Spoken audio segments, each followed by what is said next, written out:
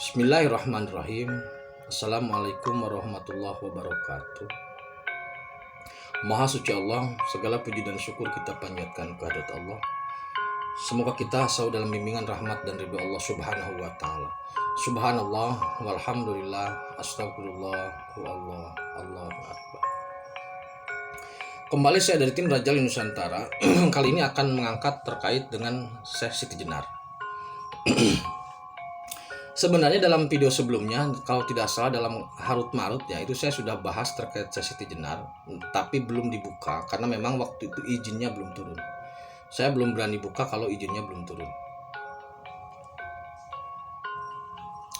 Syekh Siti Jenar itu, atau orang ada yang menyebutnya sebagai Syekh Lemah Bang ya, Lemah Abang.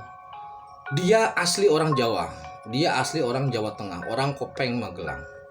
Jadi tidak ada kaitan dengan Arab, tidak ada kaitan dengan Rasulullah. Dia asli orang Magelang. Tapi kami tidak bisa meminta namanya karena dia tidak mau memberitahu nama aslinya. Nah, kita akan bahas itu. Kemudian sedikit kembali ke Harut Marut. Jadi begini saudaraku. Allah Subhanahu wa taala itu membuat sebuah pembuktian. Membuat suatu peristiwa pembuktian. Peristiwa pembuktian itu ada dalam dua peristiwa. Jadi ada dua momentum pembuktian. Yang pertama, malaikat itu sejak awal memang menentang manusia, bukan menentang, memproteslah akan kehadirannya manusia.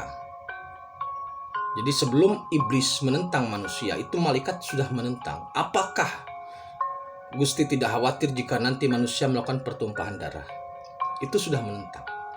Nah, kemudian ketika manusia sudah lahir, sudah beranak pinak, sudah bergenerasi, berkembang dari generasi ke generasi, dan ternyata ada bukti seperti itu, ada pergumulan nafsu, ada peperangan, pertikaian, pembunuhan, dan sebagainya.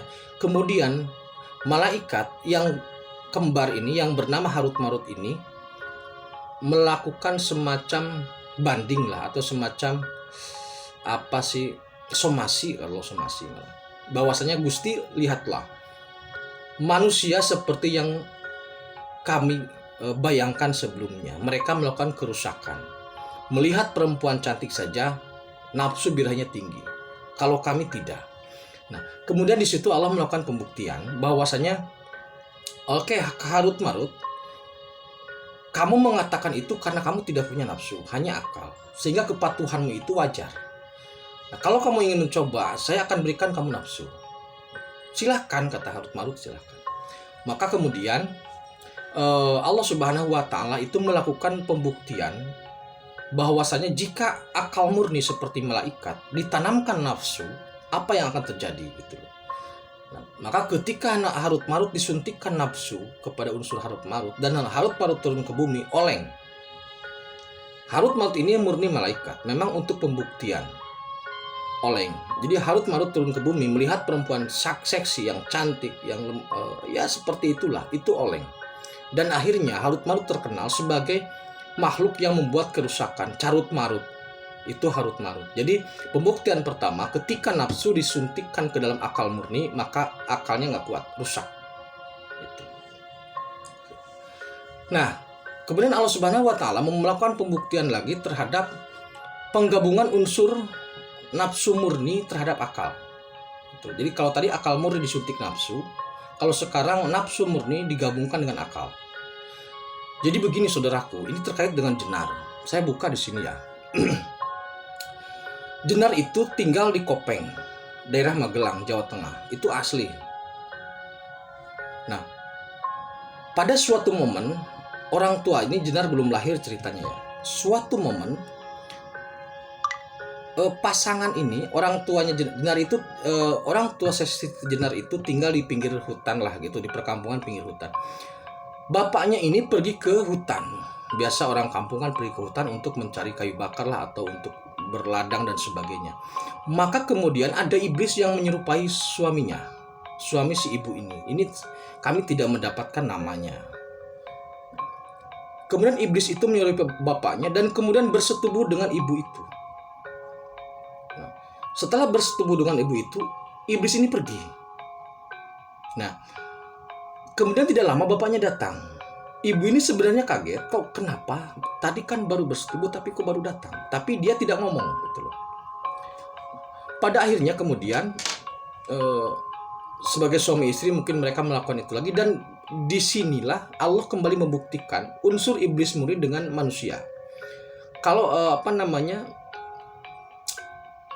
energi iblis murni dimasukkan secara sangat kuat karena iblis murni yang masuk. Nah, ketika jenar lahir, kemudian tumbuh, itu kecerdasannya luar biasa. Jadi manusia yang disuntikkan dengan energi murni iblis itu sangat luar biasa cerdasnya, sangat luar biasa saktinya. Gitu. Kalau kita, iblis yang ada pada dalam diri kita ini adalah instalannya. Jadi unsur yang ada dalam diri kita itu semacam unsur karakteristik iblis, bukan iblis murni. Kalau kita meningkatkan karakteristik iblis yang ada dalam diri kita, maka karakter itu terkoneksi dengan iblis murninya gitu loh. Jadi iblis murni itu berupaya untuk menaikkan grade karakter iblis yang ada dalam diri kita sehingga bisa connect dan bisa lebih kuat dan dominan, yang akhirnya kita rusak. Setan yang ada dalam diri kita adalah karakter setannya. Nah, setan yang asli, yang murni itu berusaha untuk memancing atau menaikkan grade karakter setan yang ada dalam diri kita. Kalau karakter setan dalam diri kita dominan, maka itu akan bergabung, akan terkoneksi frekuensinya dengan setan murni atau zat setannya gitu loh. Nah, sedangkan jenar itu iblis murni masuk. Jadi penggabungan antara manusia yang punya akal dengan energi iblis murni, itu murni memang dicampur di situ. Jadi si jenar itu sebenarnya keturunannya campuran dari manusia dan iblis. Itu asli begitu. Makanya dia sakti, punya sabdo pandito ratu. Kenapa iblis itu memiliki sabdo pandito ratu? Karena iblis meminta kepada Allah sabdo untuk apa? Untuk menggoda manusia dalam mengabulkan permintaan manusia sebagai bentuk godaan dia. Jadi kalau bicara makbul, Ustadz kalah sama iblis makbulnya. Sebenarnya begitu. Kenapa? Karena iblis itu butuh sabdo, butuh kemakbulan Allah untuk menggoda manusia. Ketika iblis mengatakan, aku Tuhan, ini buktinya, maka yang dia katakan akan terbukti. Sehingga manusia tergoda.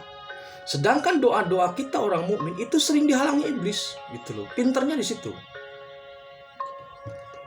Jadi sabdo pandito ratu yang dimiliki iblis turun ke jenar. Makanya jenar itu sejak kecil dia petakilan, sejak kecil dia cerdas, sejak kecil dia sakti. Orang tuanya sampai nyerah. Orang tua jenar itu nyerah karena setiap kali diperintah selalu dibalikan, selalu ngengkel, selalu diputar-balikan sehingga orang tuanya nyerah, dan orang tuanya kemudian bertapa, memohon kepada Gusti agar meminta solusi intinya. Akhirnya jenar dikutuk menjadi cacing. Itu asli begitu. Aslinya begitu. Nah, selama jenar dikutuk menjadi cacing, dia berguru spiritnya kepada Syekh Wali Khidir itu, gitu loh. Jadi berguru kepada Wali Khidir ketika dia menjadi cacing, dan akhirnya ketika cacing itu nempel di perahu Sunan Bonang, karena energi kekuatan walinya Sunan Bonang dan Sunan Kalijaga pada saat itu, maka dia berubah kembali menjadi manusia. Realnya seperti itu. Nah, bagaimana mendeteksi seorang jenar bahwa dia adalah keturunan campuran manusia dan iblis? Yang pertama begini, hanya iblis yang berani mengaku sebagai Tuhan di alam manusia. Jadi kalau ada orang yang mengaku saya Tuhan, di atau kepada manusia yang lain, itu dia karakter levelnya itu iblis. Karena di alam spirit, di langit, iblis tidak berani melakukan itu. Setan di alam manusia, kalau ada orang yang karakternya setan, itu tidak akan berani mengklaim sebagai Tuhan. Kalau jin yang mempengaruhi manusia, dia tidak akan mampu berani mengklaim sebagai Tuhan. Hanya orang-orang yang berkarakter level iblis yang berani mengklaim dirinya adalah Tuhan. Maka Siti Jenar dipenggal oleh Sunan Kudus, itu asli. Tetapi lewat pertarungan dengan Sunan Kalijaga. Kenapa? Karena Sunan Kalijaga gurunya sama dengan Jenar, tapi Sunan Kalijaga menjalankan syariat. Kalahnya di situ. Itu. Nah, jadi Siti Jenar itu asli merupakan pembuktian Allah terhadap akal manusia yang digabungkan dengan energi iblis murni. Ini terkuak, ini terbuka beberapa tahun yang lalu di Spirit. Gitu loh. Iblis yang masuk ke Jenar itu setelah 700 tahun sampai saat kemarin, beberapa tahun yang lalu, itu usianya baru sekitar 12 tahun. Jadi anak yang anak umur 12 tahun itu lagi lagi bertingkahnya lah. Kalau bandel ya bandel gitu. Iblis itu kreatifnya tinggi tapi tidak punya akal. Motivasinya tinggi tapi tidak punya akal. Eksperimennya tinggi tapi tidak punya akal. Ketika eksperimen tinggi, motivasi tinggi, energi tinggi, kreativitas tinggi digabung dengan akal manusia yang sempurna, maka jadinya adalah Syekh Siti Jenar. Jadi tidak ada yang tahu ini sebenarnya Syekh Siti Jenar itu adalah gabungan dari iblis dan manusia. Tidak ada yang tahu. Di mana sekarang Syekh Siti Jenar? Syekh Siti Jenar sekarang ada di dimensi langit kelima, di dimensi iblis, menemani rajanya, Raja Rahwana. Di sana adanya dia. Jadi kepada saudaraku yang masih mengagumi Syekh Siti Jenar, sudahlah ya, sudah. Ciri-ciri orang yang mengagumi Syekh Siti Jenar, yang menjalankan syariat Syekh Siti, yang menjalankan faham Syekh Siti Jenar, itu dia menjalankan spirit, meninggalkan syariat, menjalankan tarekat, meninggalkan syariat. Tembusnya hanya sampai dimensi jin atau setan. Ke iblis kayaknya belum. Dia tidak mau syariat. Apakah itu celaka? Syekh Siti Jenar itu di spirit sampai beberapa tahun lalu dihajar habis sama gustinya. Asli begitu. Karena apa? Karena dia mengklaim Tuhan, mengklaim sebagai Gusti. Ingsun Gusti Ingsun. Jadi kalau ada yang mengatakan bahwa Syekh Siti Jenar sesat, jawabannya iya, karena dia memang tipikalnya iblis. Kenapa? Karena memang dia gabungan unsur murni iblis dengan manusia. Ini bukan bicara penitisan. Ini adalah bicara pembuktian Allah. Jika akal murni disuntik dengan nafsu, maka jadinya harut-marut. Oleng juga itu malaikat. Jika unsur zat murni iblis digabungkan dengan akal manusia, maka jadinya Syekh Siti Jenar. Dan Allah Subhanahu wa Ta'ala tidak akan mengulangi eksperimen atau pembuktian yang lain. Sudah cukup. Dengan dua hal itu juga rusaknya luar biasa. Dalam perjalanannya, kemudian Syekh Siti Jenar itu di spirit setelah dipenggal oleh Sunan Kudus, itu bergabung dengan Soekarno, Wali Hidir, dan Ratu Pantai Selatan. Pasti begitu. Demikian terkait dengan Syekh Siti Jenar. Terima kasih, tetap tingkatkan iman dan amal soleh. Akhirul kalam. Assalamualaikum warahmatullahi wabarakatuh.